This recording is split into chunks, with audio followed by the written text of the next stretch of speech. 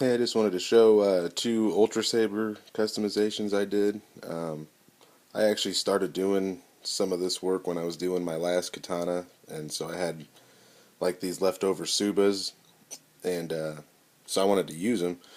And I had these spare V2 hilts that I had bought a while back. I basically bought them just for the blades and the LEDs and the switches and things like that. I basically gutted them and just left it as a blank hilt and just kind of threw them to the side for a while. Figuring, I basically had a free hilt out of it for, as cheap as I got them, and I figured at some point I'd do something with them. And so when I had these Subas, I thought this would be a good opportunity to try to use them on here. So the first thing that I did was I this one here is a V2 Dominix and a V2 Initiate that I've cut off at one point on both sabers and did some machining to fit them both together. Um, You can see I shortened the switch box on this Dominix right here, and did some other machining to get different groove patterns and things like that, and did kind of like a thing at the top here where it's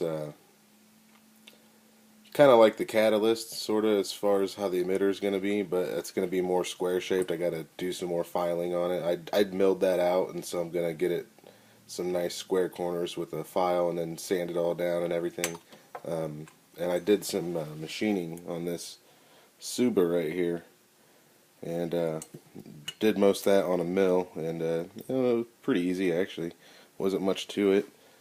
Um, and one thing that you can do is you can take the switches out, and you can see this is where I've joined these two pieces together. I've milled the inside of this piece, so you can kind of see where this is sticking out right here a little bit.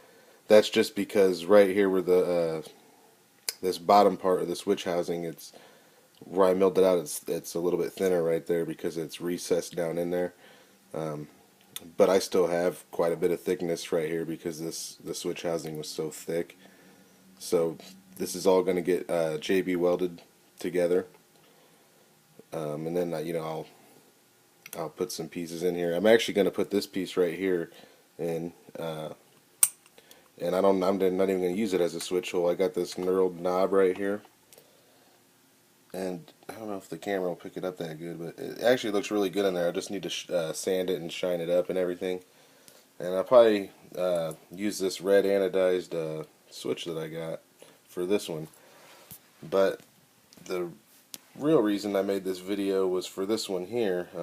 This is the Initiate V2, and I know a lot of people have been talking about, putting sound and things like that in a saber like this, and how hard it is to do. And to tell you the truth, it's not really that difficult. It's just you got to plan out a little bit because you run out of space real quick.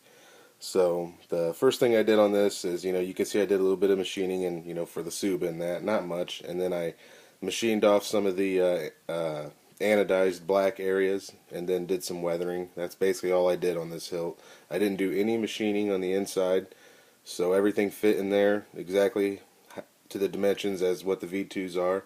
The only thing that I did do is I removed the switch and made my own. So this is a piece that I spun on a lathe, and then put a micro switch on the inside, and then put a plastic window in front of it, and it's backlit with the LED.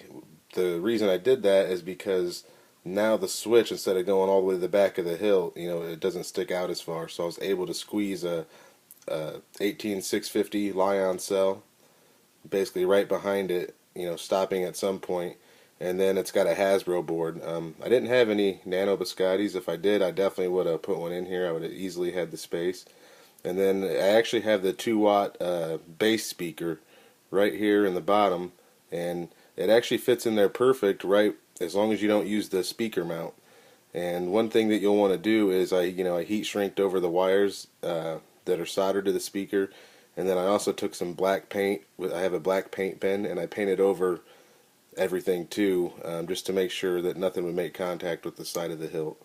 And then had to do some machining on the bottom, obviously, to accommodate the speaker. So I'll go ahead and fire this up here in the light a little bit. Let's see here. Here we go. So the first thing you can see is there's the micro switch right there, and it's backlit with a color changing LED. You can't really see the in-between colors that well. You mainly just see the blue, green, and the red, which is fine. There's the 2-watt bass speaker inside the hilt there.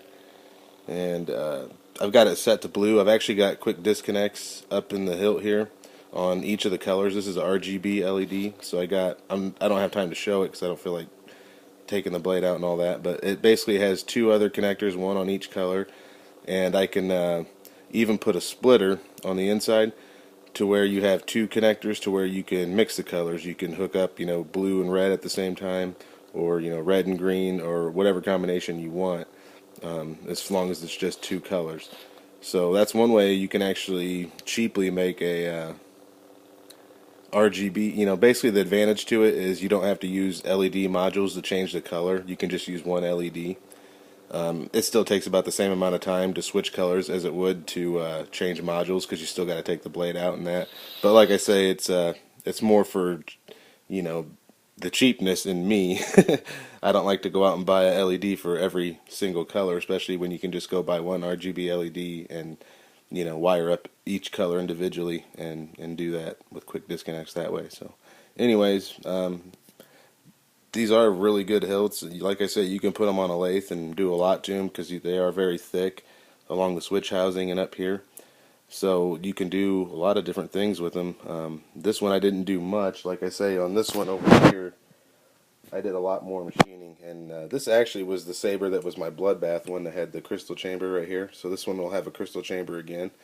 But like I said, I did the machining a little bit different on it. And this one's still in the rough phase. I still got a lot of work to do on it. And when I get done with that one, I'll probably post some pics. But I don't see it for a while because I don't have any more money right now to get any more soundboards. So, alrighty.